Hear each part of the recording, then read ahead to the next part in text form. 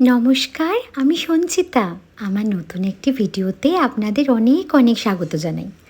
আজকে যখন বাইরে প্রচণ্ড বৃষ্টি বৃষ্টি ওয়েদার, ইতিমধ্যে কিন্তু আপনারা অনেকেই বাড়িতে খিচুড়ি বানিয়ে ফেলেছেন অথবা বানানোর চিন্তা ভাবনা করেছিলেন।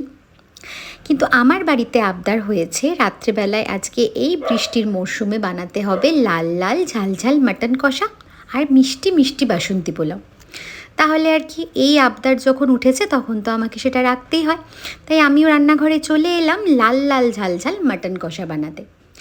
মাংসটা ভালো করে ধুয়ে পরিষ্কার করে নিয়েছি।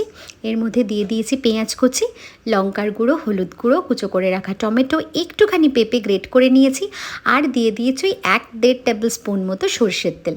খুব বেশি সর্ষের তেল রান্নায় দিতে লাগবে না।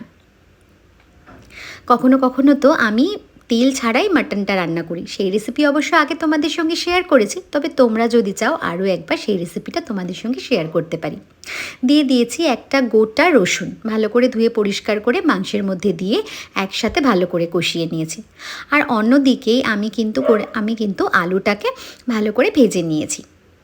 আর ওই যে বললাম মিষ্টি পোলাও, সেই মিষ্টি পোলাওটা কিন্তু অন্যদিকে হয়ে গেছে। দাঁড়াও, চিন্তা করো না, মিষ্টি পোলাওয়ের রেসিপিও তোমাদের সঙ্গে একদিন আমি নিশ্চয়ই শেয়ার করব। তবে আজকে এই মাটনের রেসিপিটাই দেখো। ওদিকে আলুটাও ভেজে নিয়েছি। আলুটা ভাজা হয়ে গেলে মাটনটা যখন একদম কষে কষে এসছে, জল ঢালার ঠিক আগে আলুগুলো দিয়ে মাংসটা ঢাকনা দিয়ে আরও বেশ কিছুক্ষণ রান্না করে নেব। দেখো, মাংস আর আলু কিন্তু একদম সেদ্ধ হয়ে গেছে।